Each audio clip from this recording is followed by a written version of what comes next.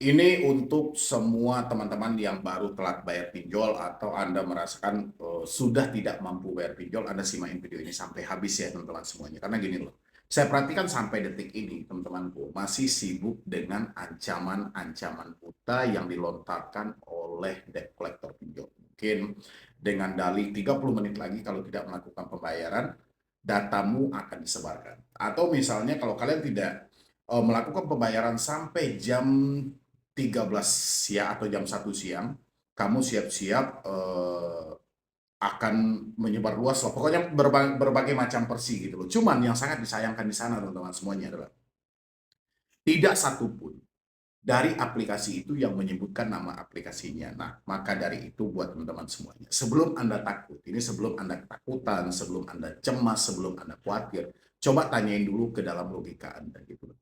Ini sebenarnya yang kalian takutin itu apa? Secara mereka yang melakukan penagihan seperti itu, mereka tidak pernah menyebutkan nama aplikasi, nominal hutangmu, dan segala macam. Terus kalian takutnya kenapa? Ya, cobalah teman-teman semuanya buka lagi logika Anda. Kalau hal ini Anda biarkan secara terus-menerus, nanti pada akhirnya dampak yang paling buruk adalah kamu akan terdorong secara tidak langsung untuk gali lubang tutup lubang. Itu yang terjadi gitu loh. Kalau kalian sibuk menerjemahkan hal-hal yang seperti itu, kalian akan terdorong untuk mencari aplikasi lain. Tapi tanamkan aja secara logika, hari ini kita tidak mampu bayar. Ya, tidak mampu bayar. Jadi kalian mau toleh kanan, kiri, muka, belakang, atas, bawah, duit sudah nggak ada. Ya, PR-nya sama duit udah nggak ada gitu loh. Jadi ngapain lagi kalian harus menerjemahkan kata yang seperti ini, ucapan yang seperti ini. Rasa saya itu sangatlah mubazir. Ini buat teman-teman semuanya. Jadi nggak usah lagi Anda sampaikan, wah ini kayaknya dari pinjol ini, kayaknya dari pinjol ini. Itu hanya kayaknya, yang jelas debt collector-nya tidak berani lagi menyebutkan nama aplikasi. Dia sudah tidak berani menyebutkan nama aplikasi, otomatis kita pun juga tidak perlu memikirkan hal itu. Mendingan yang kalian pikirkan adalah bagaimana cara memperbaiki hidup atau keadaan yang sudah hancur. Kan sudah dihancurkan kan, duit buat bayar nggak ada, pekerjaan sudah nggak ada, bahkan sudah ada yang resign, dipecat segala macam. Ini aja jadikan PR. Daripada sibuk memikirkan ini maksudnya apa ya, nanti data saya benaran disebar kayak ya, orang sekitar saya benaran dihubungi ya, perkara ini nggak akan pernah habis.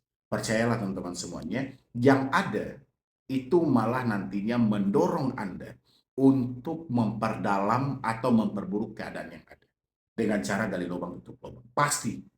Karena kalian akan berada pada jalan buntu. Jalan yang sudah tidak bisa lagi untuk ditempuh. Sehingga kalian akan mutar, ya sudahlah.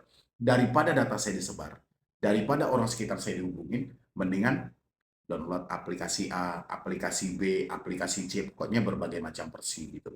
Itu saya sampaikan buat teman-teman semuanya, khususnya yang selalu bertanya tentang ancaman-ancaman dari debt collector, tapi tidak pernah menyebut nama aplikasi. Kalaupun kalian masih penasaran dengan hal itu, PR-nya cuma satu. Pancing mereka untuk menyebutkan nominal hutang Anda, kalau enggak, pancing mereka untuk menyebutkan nama aplikasinya.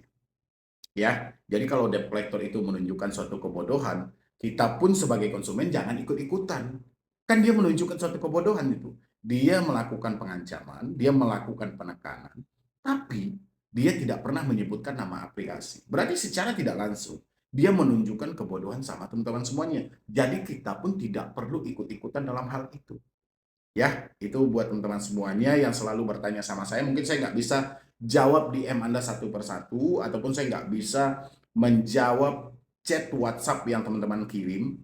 Ya, karena itu aja semuanya gitu. Jadi dari video ini saya jawab satu buat teman-teman semuanya lah. Jadi saya jawab untuk semuanya aja karena itu hampir berkaitan. Jadi saya berharap itu dengan adanya video-video singkat yang saya tayangkan selalu buat teman-teman semuanya, tidak ada lagi yang khawatir, tidak ada lagi yang kecemasan, tidak ada lagi yang ketakutan dengan katanya ini segala macam. Itu cuma skenario aja dari versi penagihan dari debt collector. Jadi teman-teman semuanya tidak usah terlalu ambil pusing, tidak usah juga terlalu memikir yang terlalu berlebihan, nggak usah. Karena memang target dari pinjol itu saya sudah selalu sampaikan juga berulang kali sama teman-teman semuanya. Target mereka itu adalah bagaimana caranya dia mengirimkan sinyal ketakutan dalam pemikiran Anda. Dan ketika sinyal ketakutan itu masuk, besar kemungkinan Anda akan gali lubang tutup lubang. Dan saya khawatirnya di sini aja teman-teman. Takutnya nanti Anda tidak bisa mengendalikan pemikiran Anda sehingga terjadilah gali lubang, tutup lubang yang sangat besar. Jadi hutang yang semulanya kecil malah menjadi besar gitu loh. Ya, kalau soal ancaman mah hampir sama aja. Jadi mau si A, si B, si C mau pinjolnya berbeda pun ancamannya tetap sama. 30 menit ke depan, 20 menit ke depan, jam 13, jam 15, jam 17, itu aja sih ancamannya gitu. Jadi nggak usah terlalu diambil pusing. Hari ini ya seperti yang kita bahas tadi aja. Kalau memang sudah menyatakan sudah tidak mampu, ya sudah. Sekarang apa yang bisa Anda lakukan?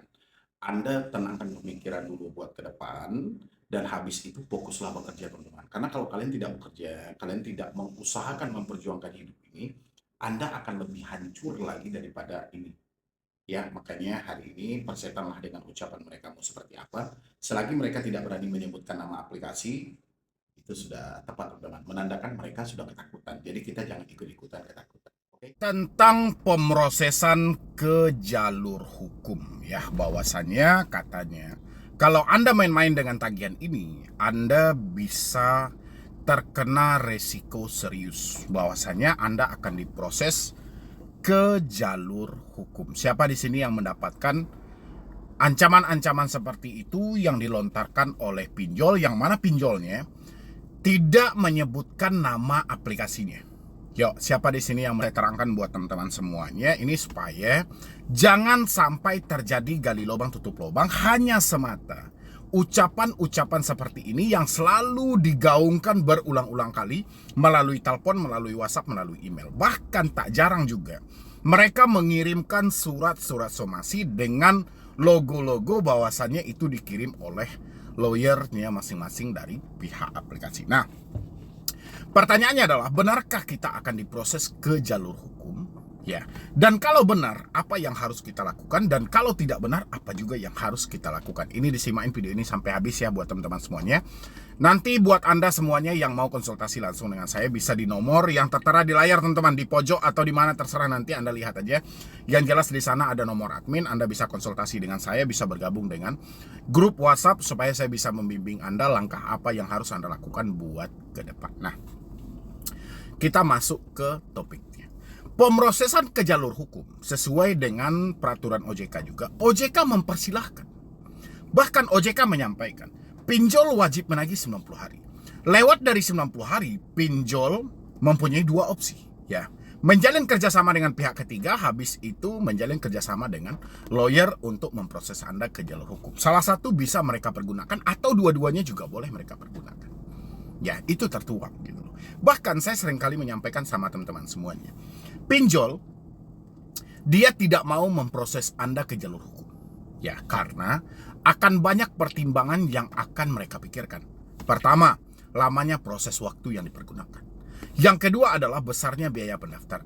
Yang ketiga adalah hasil keputusan yang tidak memuaskan. Makanya si pinjol itu bukan tidak mampu untuk memproses Anda ke jalur hukum, tapi mereka ini tidak mau.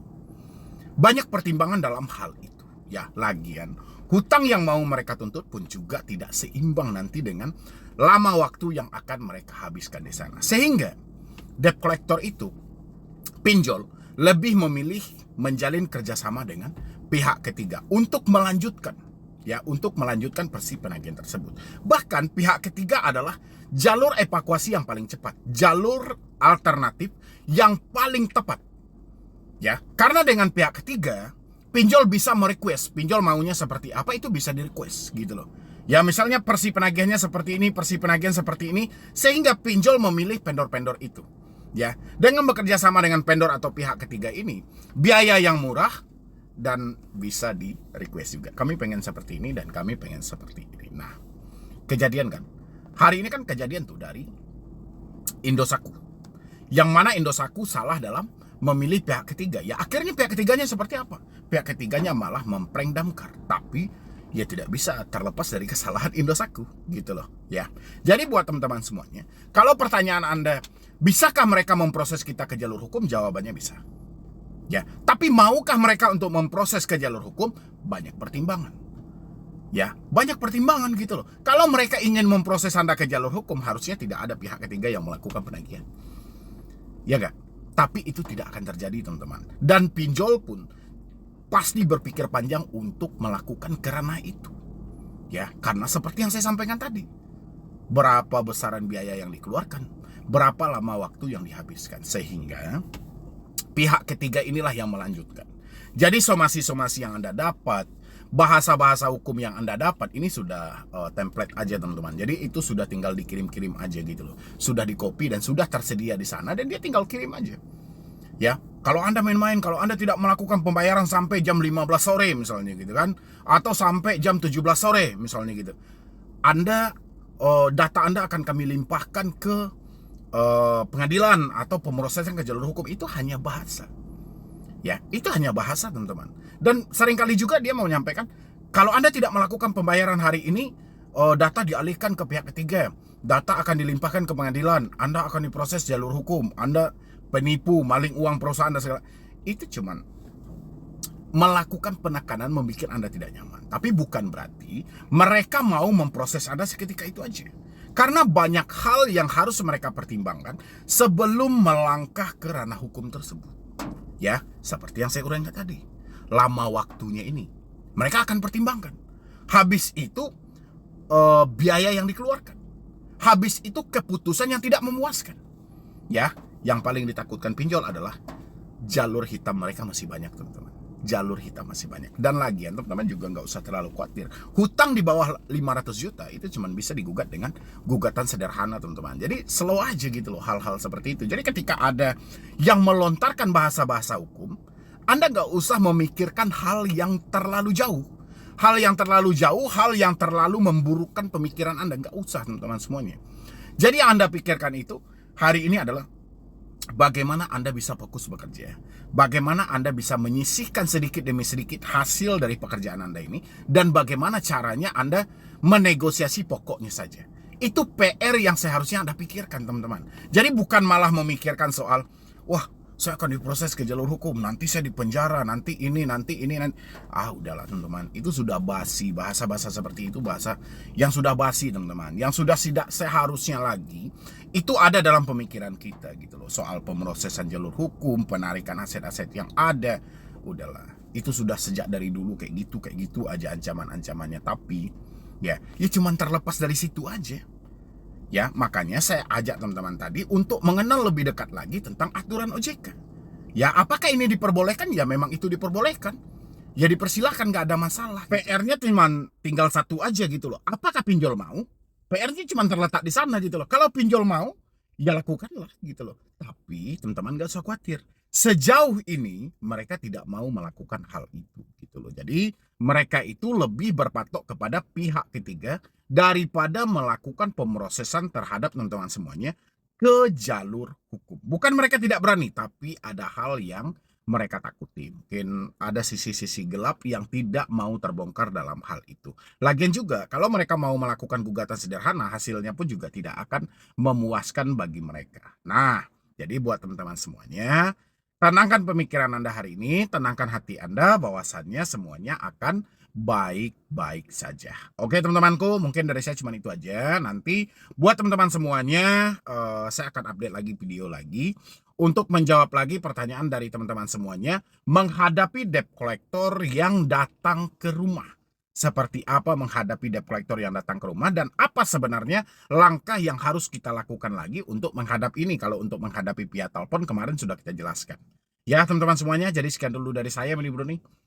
Wassalam. Kita bongkar trik licik dari pinjol legal. Ini terkhusus buat semua teman-temanku yang hari ini, siapa teman-teman yang mengalami telat bayar seperti di Kredit Pintar, di Kredivo, di Akulaku, EasyCash, Samir, habis itu Solusiku, Krediwan, Pinjam Duit, Singa ID, dan segala macamnya. Anda simain video ini, cara bebas atau cara menghentikan teroran intimidasi dari pinjol. Anda simain video.